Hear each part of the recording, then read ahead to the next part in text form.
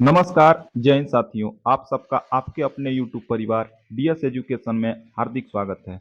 दोस्तों, आज की इस वीडियो में हम लेकर के आए हैं आरपीएफ कांस्टेबल 2025 का 6 मार्च को जो फर्स्ट शिफ्ट का क्वेश्चन पेपर हुआ था, उस सभी प्रश्नों को हम लेकर के इस वीडियो में आए हैं। तो वीडियो को पूरा देखिएगा और अपना जो भी अभ्यर्थी का 6 मार्च को फर्स्ट शिफ्ट में परीक्षा था, वो अपना क्वेश्चन को मिलाते चलिएगा। तो वीडियो को शुरू करते हैं। चलिए पहला प्रश्न देखते हैं। जो पहला प्रश्न आया था वह हिमालय किस प्रकार के पर्वत का उदाहरण है? इसका सही जवाब होगा वलित पर्वत का उदाहरण है। ठीक है। अगला प्रश्न, भारत के मुख्य भूमि का सबसे दक्षिणी बिंदु कौन सा है?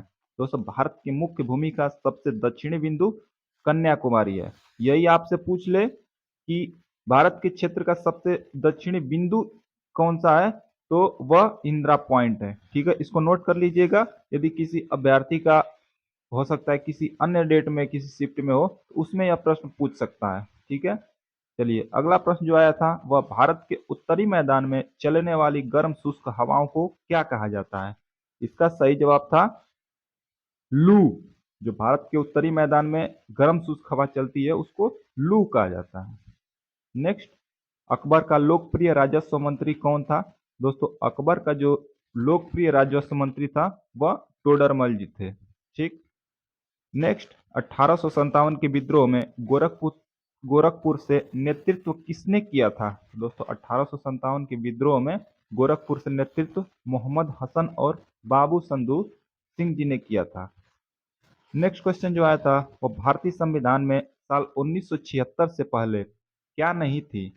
दोस्तों, भारतीय संविधान में साल 1976 से पहले मौलिक कर्तव्यों की सूची नहीं थी। यह कब जोड़ा गया था? आइए थोड़ा सा जान लेते हैं। यह 1976 में 42वें संविधान संशोधन द्वारा मौलिक कर्तव्यों की सूची को जोड़ी गई थी। ठीक। अगला, रानी लक्ष्मीबाई कहाँ से संबंधित है? दोस्तों, रानी लक्ष्मीबाई का संबंध वाराणसी से है। ठीक है। थोड़ी सी जान लेते हैं इनके बारे में। इनका जन्म 19 नवंबर 1828 को वाराणसी में हुआ था और इनके बचपन का जो नाम था वह मणिकर्णिका नाम था। ठीक है, तो यह महत्वपूर्ण पॉइंट है, इसको भी नोट कर लीजिएगा अपने नोट्स बुक में। अगला प्रश्न, भारतीय संविधान का कौन सा अनुच्छेद यह स्पष्ट करता है कि नीति निर्देशक सिद्धांत गैर न्याय संगत है?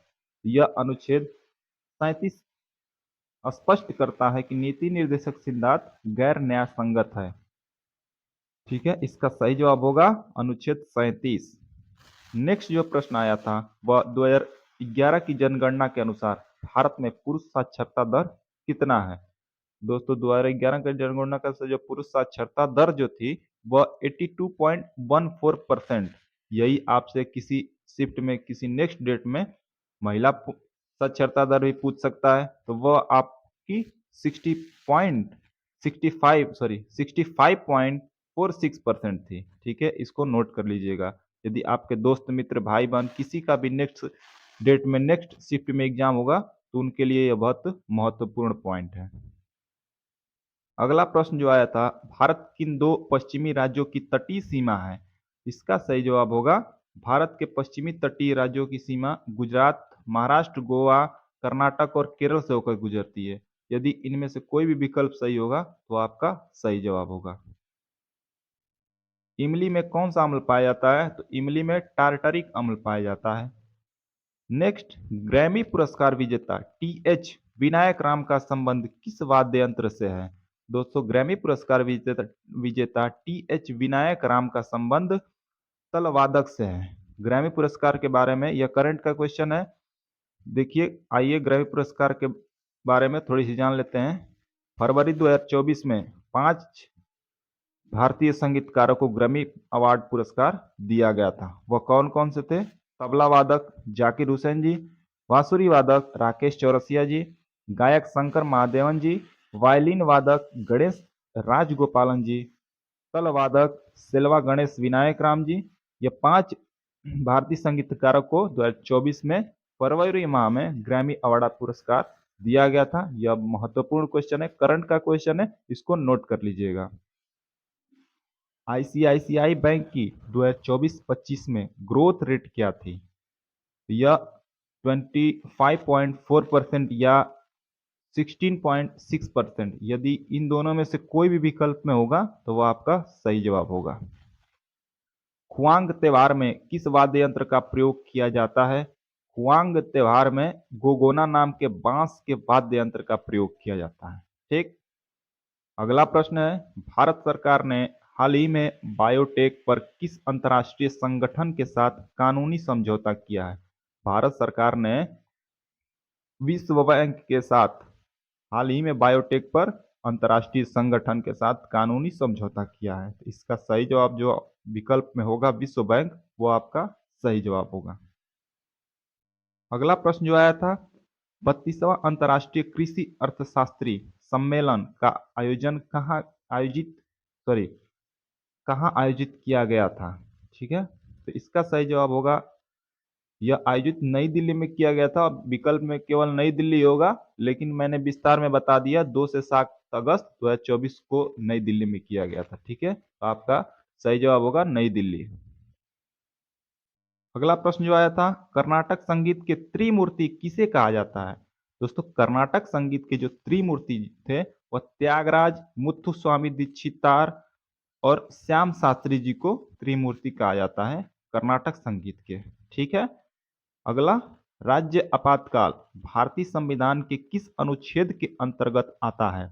दोस्तों, राज्य आपातकाल भारतीय संविधान के अनुच्छेद 356 के तहत आता है। ठीक। अगला जो प्रश्न आया था वह गोवा के गवर्नर पीएस श्रीधरन पिल्लई जी ने हाल ही में कौन सी पुस्तक लिखी है? तो गोवा के गवर्नर जो पीएस श्रीधरन पिल्लई जी हैं वह हाल ही में heritage trees of Goa, when parallel lines meet और एंते प्रिय कविता काल, इनमें से जो भी विकल्प में आपका होगा वह सही होगा।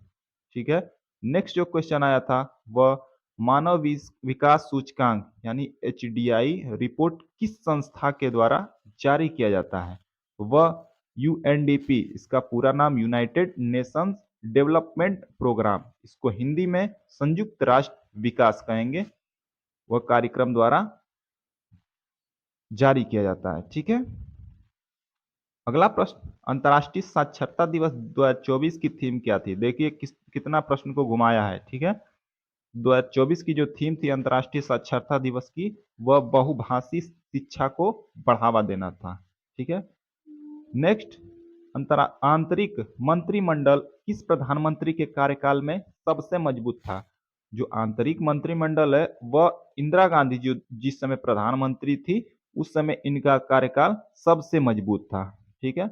नेक्स्ट, मौर्य काल में टैक्स को करा जाता है, मौर्य काल में टैक्स को हिरण्य करा जाता है। हरित क्रांति से भी देखिए प्रश्न आया था, हरित क्रांति में कौन सी फसल सबसे ज्यादा बोई गई थी? दोस्तों, हरित क्रांति में जो गेहूं की फसल है वह सबसे ज्यादा बोई गई थी, तो आपका सही जवाब जो विकल्प में गेहूं होगा तो वह आपका सही होगा। नेक्स्ट, स्नेल का नियम किससे संबंधित है? स्नेल का नियम प्रकाशिकी में प्रकाश के अपवर्तन से संबंधित है। ठीक।